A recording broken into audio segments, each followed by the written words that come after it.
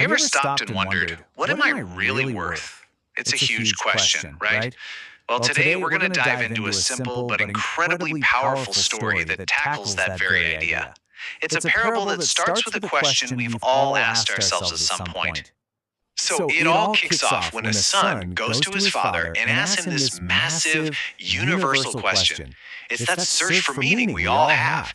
And the father's answer isn't some long lecture. No, it's an experience. He just hands his son a stone. I mean, it looks like just a plain, ordinary rock. And with this stone, he gives him a very specific mission, a little journey designed to show him the answer, not just tell him.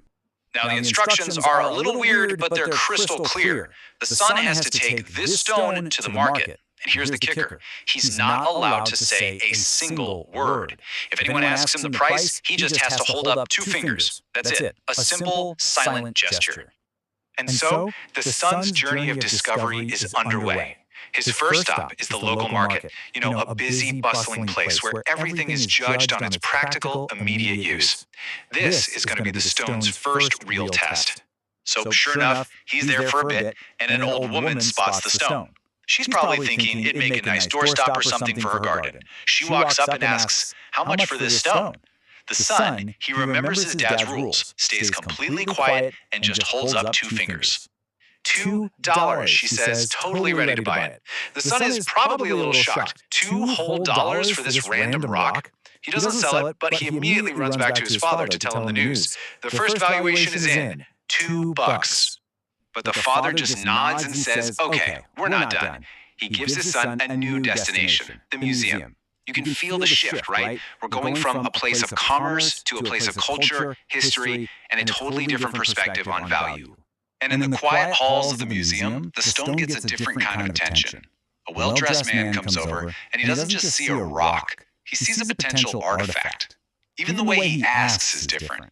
It's not how much is it, but, sir, how much is this stone worth?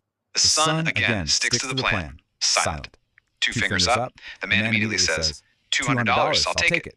Whoa, that's 100 times the price from the market. The son can hardly believe it. Same stone, same gesture, but a wildly different price. He rushes home again. Okay, now it's time for the final test. The father sends his son to one last spot, a specialty stone shop. This isn't a place for just anyone.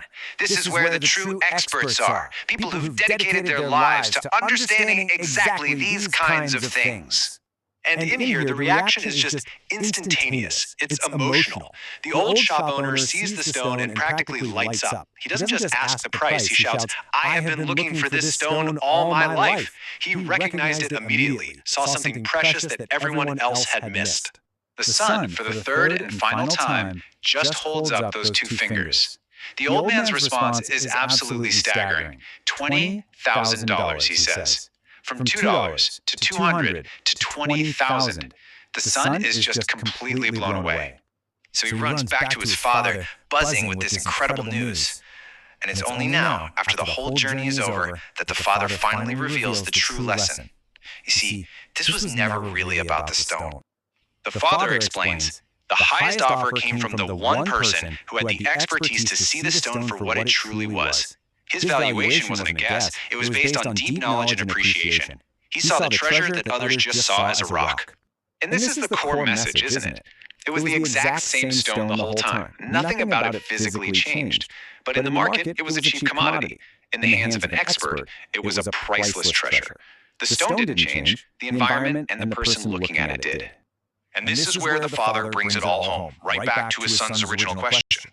He says the journey wasn't about selling a stone. It was to show him that value is all about where you place yourself.